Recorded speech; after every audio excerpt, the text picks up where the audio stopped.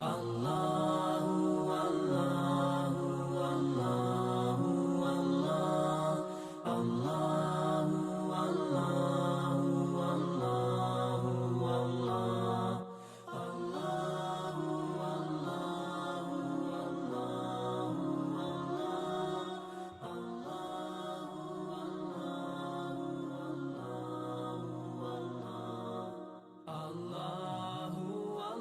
Assalamu alaikum wa rahmatullahi wa barakatuh. Aujourd'hui, nous allons vivre avec un nouveau verset du Coran dans la sourate de l'An'am.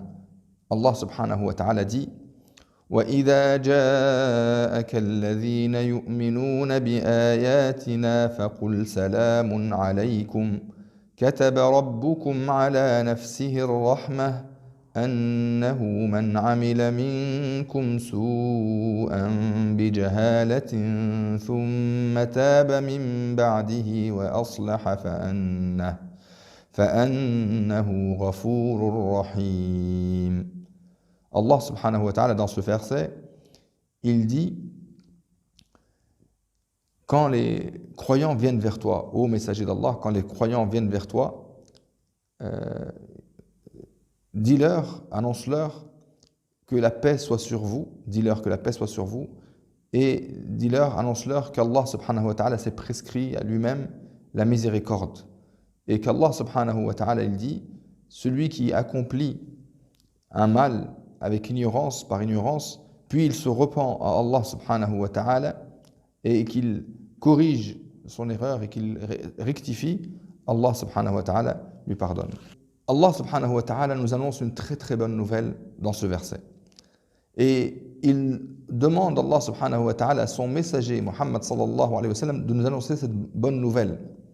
Donc il dit Allah subhanahu wa ta'ala au messager, si les croyants viennent vers toi, si ceux qui croient en Allah subhanahu wa ta'ala, ceux qui ont la foi en Allah viennent vers toi, dis-leur assalamu alaykum, dis-leur que la paix soit sur vous, puis annonce-leur que celui qui accomplit des péchés.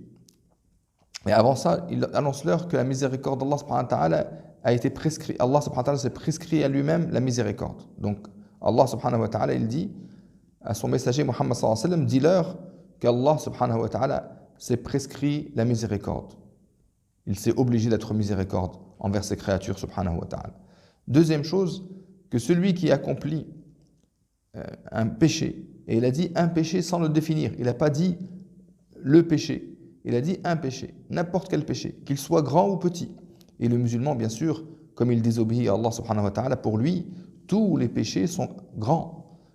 Comme il a été dit, l'hypocrite, celui qui ne croit pas en Allah subhanahu wa ta'ala, pour lui, il voit son péché comme une mouche qui se pose sur le bout du nez. Et à peine il la touche et elle s'envole. Même s'il commet les grands péchés, il voit ses grands péchés comme une mouche. Alors que le croyant, il voit son péché comme une montagne. Il a la crainte d'Allah subhanahu wa ta'ala et il sait qu'il a désobéi au grand subhanahu wa ta'ala. C'est pour ça qu'il a peur quand il commet un péché. Donc celui qui commet un péché par ignorance, et tous les péchés qu'on commet sont des péchés qu'on commet par ignorance. On ne peut pas commettre un péché alors que nous connaissons véritablement Allah subhanahu wa ta'ala. Celui qui connaît Allah subhanahu wa ta'ala véritablement ne le désobéit pas. Donc tout péché qu'on commet, c'est par ignorance. Tous les musulmans, toute personne qui commet un péché, musulman ou non musulman, il ne peut pas commettre un péché alors qu'il connaît Allah subhanahu wa ta'ala. Celui qui connaît véritablement Allah subhanahu wa ta'ala ne fait pas de péché, ne désobéit pas à Allah subhanahu wa ta'ala. Donc c'est pour cette raison que dans ce verset, il dit, celui qui commet un péché par ignorance, puis il se repent à Allah subhanahu wa ta'ala. Donc après avoir commis ce péché, il se repent à Allah subhanahu wa ta'ala et il corrige ce qu'il a commis. Donc il répare ce qu'il a fait.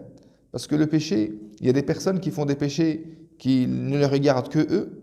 Donc ces personnes-là, il faut un repentir entre eux et Allah subhanahu wa ta'ala. Mais il y a d'autres personnes qui font du mal sur terre, qui répandent le mal.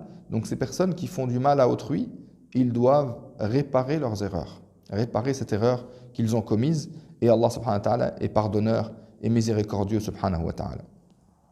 Donc dans ce verset, on apprend que le repentir, il a des conditions. Les conditions du repentir, la première condition, et qui est le pilier essentiel du repentir, c'est le regret. De regretter d'avoir commis le péché. Et le regret, personne ne peut le connaître réellement. Il n'y a qu'Allah subhanahu wa ta'ala qui sait si nous avons regretté réellement. Parce que le regret se fait dans le cœur. Et Allah subhanahu wa ta'ala, il sait ce qu'il y a dans les cœurs et il sait si on a vraiment regretté ou n'a pas regretté. Tant qu'on regrette, c'est-à-dire que notre repentir est juste, est bon. Donc le regret est un pilier essentiel dans le repentir. Sans le regret, pas de pardon. Le pardon se fait pour celui qui regrette, celui qui mérite et celui qui dit « je me repens », ce repentir est juste et authentique si la personne regrette l'acte qu'il a commis. Donc ça, c'est le premier pilier. Et le prophète Mohammed sallallahu alayhi wa sallam, il nous dit que le repentir, c'est le regret. Le repentir, c'est le regret. Donc, se résume dans le regret. C'est ça le repentir. Deuxième pilier du repentir, comme disent les hommes de science, c'est de délaisser tout de suite le péché. C'est pas je dis « Ah, je regrette ce péché » et je le regrette véritablement. Il y a un regret dans mon cœur. Mais je n'ai pas l'intention de le quitter.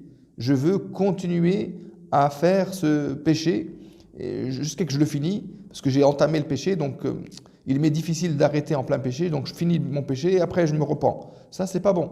Tout de suite, dès que j'ai le regret dans mon cœur, je m'arrête tout de suite et je ne continue pas dans le péché. Je m'arrête tout de suite, tout de suite. Ça, c'est une condition essentielle pour que le repentir soit validé et qu'on le considère.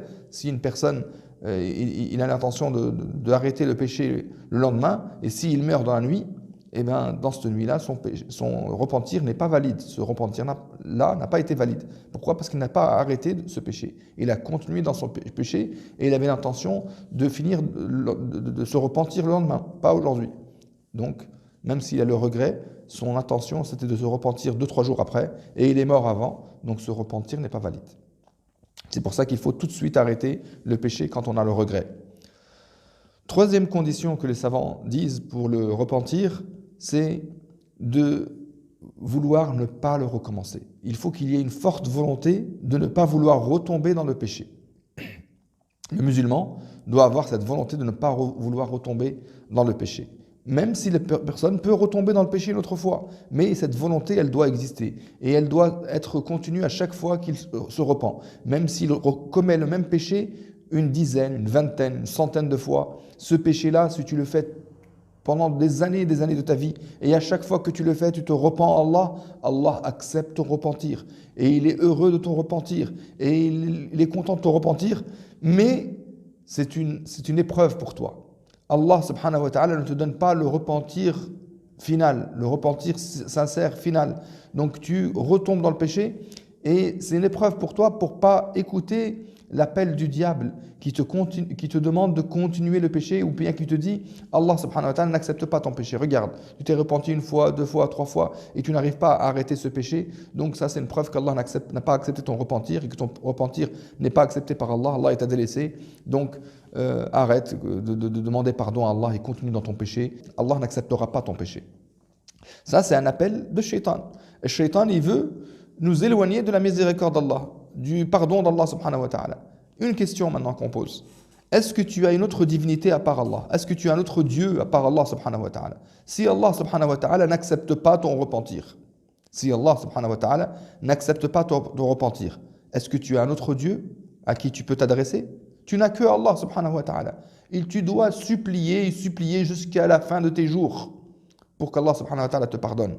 Et moi je te dis que le prophète Mohammed sallallahu alayhi wa sallam nous a montré, nous a expliqué qu'Allah accepte le repentir juste parce que tu as demandé pardon et que tu t'es repenti. Allah accepte ton repentir tout de suite et il est content de ton repentir subhanahu wa ta'ala. Il aime ton repentir subhanahu wa ta'ala. Donc c'est pour ça que le musulman doit insister, même s'il commet le même péché plusieurs fois, tant que tu regrettes, et Allah il sait si tu regrettes réellement ou non, parce qu'Allah il voit ce qu'il y a dans les cœurs, donc tant que tu regrettes sincèrement, ne t'inquiète pas, il viendra le jour où Allah te facilitera un repentir final, un repentir où tu ne reviendras pas vers ce péché. Et combien de personnes entre nous ont commis des péchés auparavant, et des péchés qu'ils pensaient qu'ils n'allaient jamais délaisser, et Allah subhanahu wa ta'ala leur a facilité de délaisser ces péchés. Mais ils ont encore d'autres péchés qu'ils n'ont pas encore délaissés. Et comme Allah subhanahu wa ta'ala leur a permis de délaisser les anciens péchés, il va aussi, Inch'Allah, Allah subhanahu wa ta'ala leur permettre de délaisser les autres péchés. C'est vrai que c'est dur de commettre les péchés. C'est vrai que c'est dur de retomber surtout dans le même péché plusieurs fois, mais il ne faut jamais désespérer en la miséricorde d'Allah subhanahu wa ta'ala. Allah s'est prescrit la miséricorde et Allah pardonne. Voilà les 3 conditions du repentir. S'ajoute à ces trois conditions une 4e condition qui est une condition si on a commis un péché qui est en relation avec les autres. Donc si on a fait du mal aux autres, si on a fait du tort aux autres. Donc là, il faut corriger son mal. Comment on corrige son mal? Soit on va vers la personne et on lui demande pardon. On demande à la personne à qui on a fait du tort, on lui demande pardon. Soit, sans se dire à la personne à qui on a commis ce tort, mais on répare le mal que nous avons fait. Par exemple, une personne qui a volé quelque chose, il peut remettre ce qu'il a volé sans qu'on s'en aperçoive. Il a pris une chose en secret, il le remet en secret. C'est entre lui et Allah subhanahu wa ta'ala, personne ne le saura et il aura réparé ce tort. Ou bien il dit, ah j'ai trouvé ce que vous cherchez, la chose que vous cherchez et que vous l'avez perdue, ben moi je vous l'ai retrouvée. Et il la pose devant chez eux, ou la pose quelque part pour qu'ils la reprennent. Ça c'est un exemple parmi d'autres. Donc toute personne qui a fait un mal, il fait. Si quelqu'un il a été la cause de la division de toute une famille, eh ben, il doit tout faire pour renouer les liens de cette famille. Parce que c'est lui qui a été la cause de diviser la famille. Il a dit des mauvaises paroles, il a menti sur telle personne, il a dit des mauvaises choses. Donc il doit tout faire pour renouer les liens et pour que les liens se renient. Et il demande d'aide d'Allah subhanahu wa ta'ala de l'aider à renouer ces liens. Il doit faire tout l'effort pour réparer l'erreur qu'il a commise. Voilà comment le musulman doit se comporter, corriger son erreur. Pour aujourd'hui, le cours est fini. Assalamu alaikum wa rahmatullahi wa barakatuh.